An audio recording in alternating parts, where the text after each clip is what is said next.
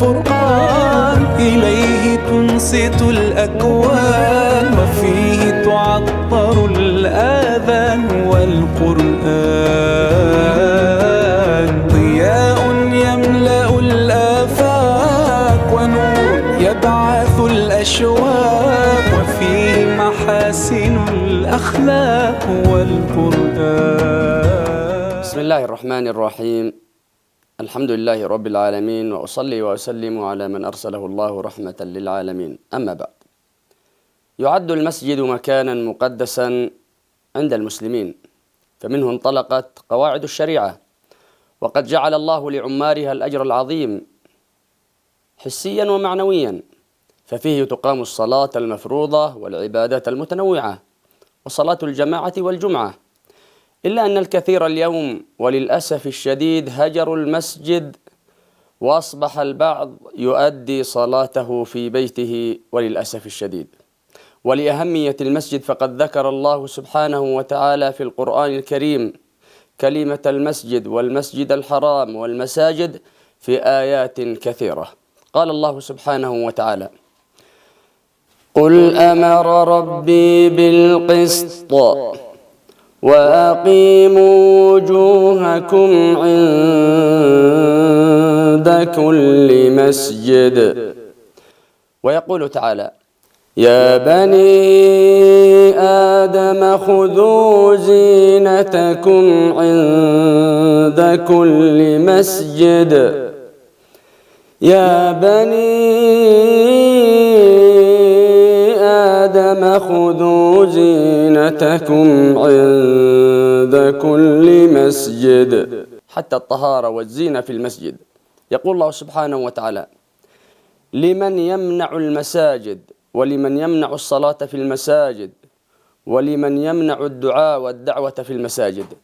ومن أظلم ممن منع مساجد الله أن يذكر فيها اسمه وسعى في خرابها أولئك ما كان لهم أن يدخلوها إلا خائفين، لهم في الدنيا خزي ولهم في الآخرة عذاب عظيم. وقال الله سبحانه وتعالى وهو يتكلم عن المسجد الحرام: ومن حيث خرجت فول وجهك شطر المسجد الحرام. ويقول الله سبحانه وتعالى في آية أخرى وهو يتكلم عن المسجد الحرام: ذلك لمن لم يكن أهله حاضر المسجد الحرام. إذن تكررت الآيات وفيها المسجد والمسجد الحرام لأهميته. كذلك الله سبحانه وتعالى يبين هنا أن الاعتكاف في المسجد. قال تعالى: ولا تباشروهن وأنتم عاكفون في المساجد. ويقول الله سبحانه وتعالى: ولا يجرمنكم شنآن قوم أن صدوكم عن المسجد الحرام أن تعتدوا وتعاونوا على البر والتقوى ولا تعاونوا على الإثم والعدوان.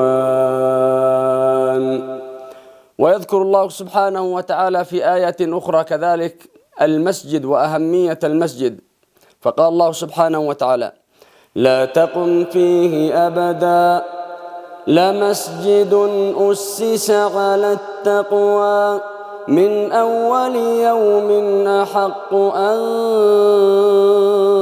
تقوم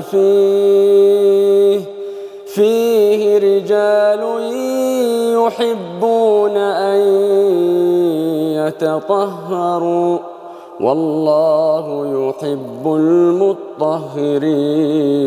المطهرين.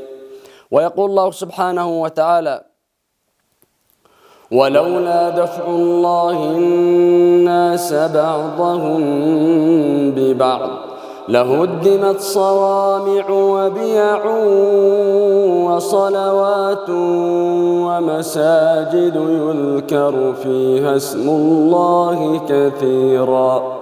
إذن ذكر الله سبحانه وتعالى في القرآن الكريم المسجد والمساجد لأهمية المسجد، فالصلاة في البيت غير المسجد، والنافلة كذلك، والدعوة من المسجد، وحل مشكلة المجتمع كذلك، والخطبة والمحاضرة تكون في المسجد للروحانية التي يمتلكها بيت الله سبحانه وتعالى.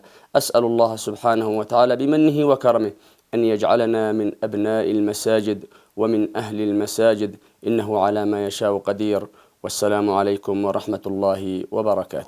والقرآن والفرقان إليه تنصت الأكوان، وفيه تعطر الآذان، والقرآن